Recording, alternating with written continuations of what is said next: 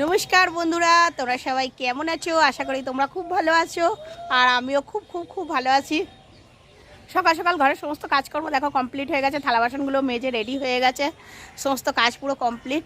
অনেক দিন পরে কিন্তু তোমাদের রেগুলার এবার ভিডিও দেওয়ার চেষ্টা করছি, অন্তত একদিন ছাড়াও দেব। কারণ হচ্ছে মানে এখন জল মোটামুটি কমেই গেছে, তোমরা দেখতেই পাচ্ছ। তা চেষ্টা রাখছি যে তোমাদের ভিডিও দেওয়ার জন্য। আর হাতে দেখো সকাল সকাল দা নিয়ে বেরিয়ে পড়েছি। ছেলে উঠেছে, উঠে মাস্টারমশাই এসছে পড়াতে, ও পড়তে বসেছে, সেই জন্য আমি বাইরে থেকে ভিডিওটা শুরু করছি। তা জবা গাছে কিন্তু একদম ফুল হয়নি, এখন শীত শীত পড়ে গেছে তো একদম আর ফুল হচ্ছে না। চলো কোথায় যাই তাই দেখো, আর কি করব সেটা তোমরা দেখতে থাকো। এই যে আজকে সকালে কাজ হচ্ছে, এই পাতাগুলোকে আমার ব্যবস্থা করা। এই যে পাতাগুলো রয়েছে, এগুলোকে আমি এখন ব্যবস্থা করব। ডাটা রেখে দিলাম এর উপর। এবার তোমরা দেখতে থাকো আমি কিভাবে এগুলো ব্যবস্থা করি। সংসারটা একার, তাই সংসারের যাবতীয় কাজটা সামলাতেও হয় আমাকে একাই। আমাকে এখানে কেউ হেল্প করার মতন নেই। তা পাতাগুলো যদি নষ্ট হয় তা আমারই নষ্ট হবে, আর যদি রেখে দিই তো আমারই থাকবে। সেই হিসাব করে নিজে হাতেই যতটা সময় পাই সব কাজটা নিজেই সমাধান করার চেষ্টা করি। তাই এই পাতাগুলোকে আমি যদি ভালো পাতাগুলোকে রেখে দিই, আমার এখানে কিছু জ্বালানিও হবে আর কিছু কাঠিও এ থেকে বের হবে। তা তোমরা তো সকলেই জানো, আমার পুরনো বন্ধুরা, যে আমি কাঠিও পাতা ছেঁচে কাটি বিক্রি করি, অনেকটাই ও থেকে পয়সা আমার হয়।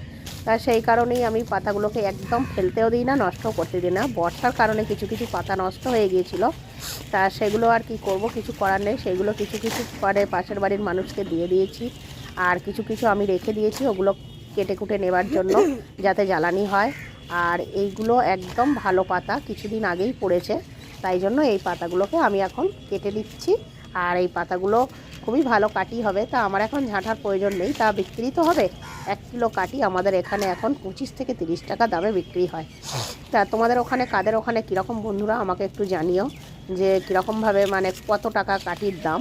তা আমাদের এখানে 25 থেকে 30 টাকা দামে কাটি আমি বিক্রি করি, যখন যেরকম দাম দেয়। কোনো সময় আবার যায় 20, কোনো সময় আবার 30-এর ঊর্ধ্বে উঠে যায়। তাই এটা আমার এক প্রকারই ধরতে গেলে ইনকামও ধরতে পারো তোমরা, যে এখানে নারকেল গাছগুলো আমাকে অনেকটাই মানে পয়সা দিক দিয়ে মানে ইনকামের সুবিধা করে। তা তোমাদের সঙ্গে গল্প করতে করতে আমার মোটামুটি 2-3টে পাতা মানে কাঠি বের করা হয়ে গেল। পাতা এই যে বের করা হয়ে গেল। আর এই পাতাটা এতই খারাপ দেখছি নাকি যে বেশি কাঠি মানে জ্বালানির কাজেই যাবে, ঝাঁটার কাজে মানে বা বিক্রির কাজে বেশিটা যাবে না।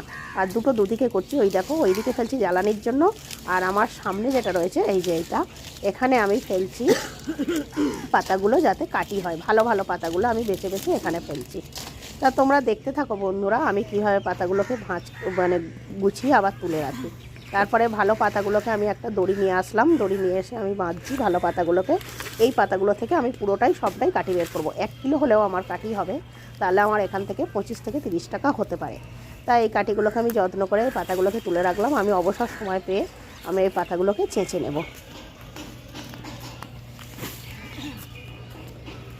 তারপরে আমি এই পাতাগুলোকে নিতে আসলাম। এগুলো হচ্ছে মানে জ্বালানির কাজের জন্য, কারণ হচ্ছে এগুলো একদম খুবই খারাপ পাতা আর খুবই ছোট ছোট পাতা। এগুলো একদমই নেওয়া যাবে না বিয়ে করার জন্য, কাটি করার জন্য। কেননা ও যে নিতে আসে সে একটু বড় বড় সাইজের কাঠিগুলোকেই নেয়। তাগুলো জ্বালানির জন্য রেখে আসলাম। আর এইগুলো থেকে আমি পাতাগুলোকে বের করেছি, করে এইগুলোকে আমি ডান্ডাগুলোকে মানে নারকেল গাছের যে পাতার যে ডান্ডাগুলো, এগুলোকে আমি সাইড করে রেখে দিলাম। এগুলোকে আমি একটু পরেই কেটে নেবো। আজকে আমার রান্না নেই, ওই জন্য আমি সকালটা ভাবলাম নাকি যে কিছুটা কাজ করে নিই, আমারই তো আগিয়ে থাকবে কাজ, সেই জন্য আমি করে নিচ্ছি তাড়াতাড়ি করে এই কাজগুলো। অনেকগুলো পাতাই বের করেছি। আর আবহাওয়াটা খুব একটা মানে রোদ্দুরও নেই, আবার খুব একটা প্রিয় লাগছে না, আবহাওয়াটা যথেষ্ট পরিমাণে ভালো লাগছে। ওই জন্য কাজটা করতে সেরকম গায়ের ঘামও ঝরছে না, খুব ভালো লাগছে। তারপরে আমি এগুলোকে বসে গেলাম কাটতে। এগুলো আমার কিন্তু জ্বালানি হবে। এগুলো আগে আমার বর কেটে দিত, তা আমার বর এখন একটু কাজে ব্যস্ত হয়ে গেছে, এক জায়গায় কাজে যায়, তা সেই কারণে খুব একটা সময় দিতে পারে না এই কাজগুলোতে। নয়তো এগুলো আমার বরই আমাকে কেটে দিয়ে সাহায্য করতো। তা ও মাঝে মাঝে দেয়, যেদিনকে ছুটি থাকে আট থাকে সেদিনকে কেটে দেয়, কিন্তু সবটা এখন আর ওকে দিলে হবে না। আমি সেই জন্য হাতে হাতে অনেকটাই কাজ করে নিই আমি যেগুলো পারি। আর গোড়াগুলো আমি কাটতে পারি না সেরকমভাবে, তাই গোড়াগুলো রেখে দিই। পাশের বাড়ি একটা কাকিমা আছে, সে খানিক কেটে দিয়ে যায় আর নিয়ে যায়। দেখো এগুলো আমার অনেক দিন মানে মোটামুটি 4 থেকে 5 দিন জ্বালানি হয়ে যাবে। তাই আমি বসে বসে এগুলো একদম সময় নষ্ট না করে এগুলোকে আমি কেটে নিচ্ছি। আর সাথে কুলের ডালও রয়েছে, তা কুলের ডালগুলোকে আমি এখন কাটবো না, ওগুলো খুব কাঁটা। ওগুলো আর কিছুদিন শুকনো হোক, তারপরে আমি ওগুলোকে কাটবো। তা তোমরা যারা শহরে থাকো তারা হয়তো চিন্তা করছো ভিডিওটা দেখতে দেখতে যে গ্রামের মানুষরা মানে কীরকমভাবে থাকে, কিন্তু গ্রামে থাকা যেমন একদিকে কষ্টকর, আবার একদিকে কিন্তু খুবই মানে সুবিধাজনক। আমাদের এদিকে কিন্তু একটা গ্যাস, তোমাদের হয়তো প্রত্যেক মাসে মাসে গ্যাস ভরতে হয়, গ্যাসে রান্না করতে হয়, কিন্তু আমাকে কাঠগুলো এতটাই পরিমাণে হেল্প করে যে আমার কিন্তু অনেক দিন অন্তর অন্তর তবে তাই আমার একটা গ্যাস লাগে। আমার কিন্তু প্রত্যেক মাসে মাসে আমার গ্যাস লাগে না।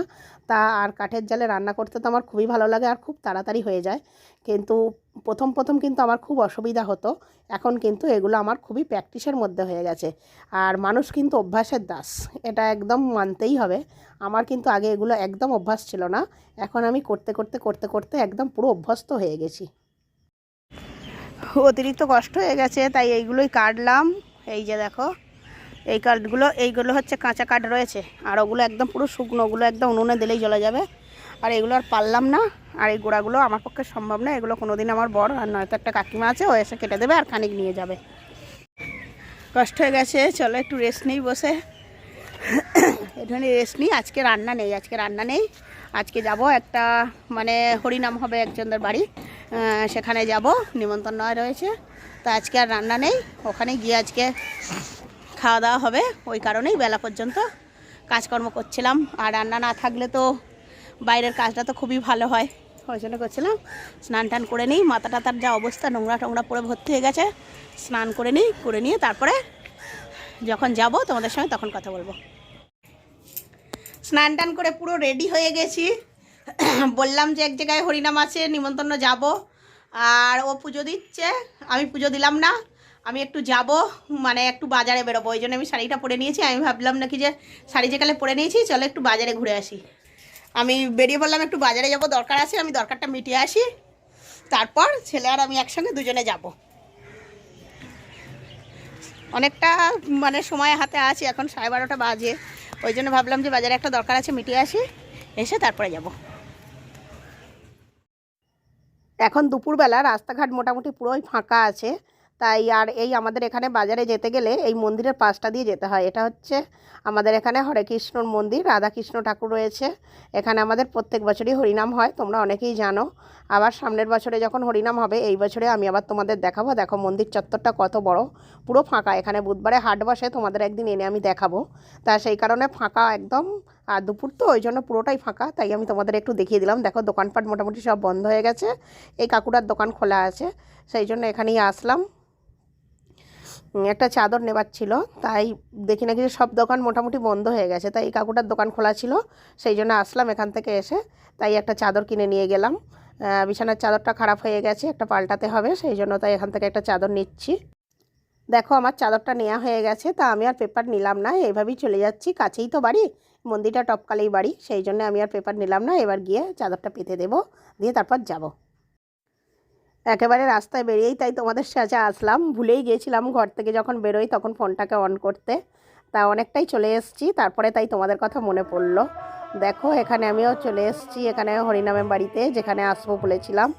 এখানে দেখো কত সুন্দর সাজিয়েছে, আর এই ভিতরে নাম গান হচ্ছে, আর সব দর্শকেরাও বসে রয়েছে, আমিও আসলাম। আসবো, ওইদিকে আমাদের মাও রয়েছে, দিদিভাই রয়েছে, আরও অনেক সবাই রয়েছে। তা এখানেই আজকে খাওয়া দাওয়া হবে, আমি যে রান্না নেই বললাম, এখানেই নিমন্ত্রণ, আর এখানেই আজকে আমাদের খাওয়া দাওয়া হবে। খানিকক্ষণ বসে হরিনাম শুনে তারপরে চলে আসলাম খাবার ঘরের দিকে। এখানে প্যান্ডেল করেছে খাবার জন্য, দেখো অনেক সবাই খেতে বসে গেছে।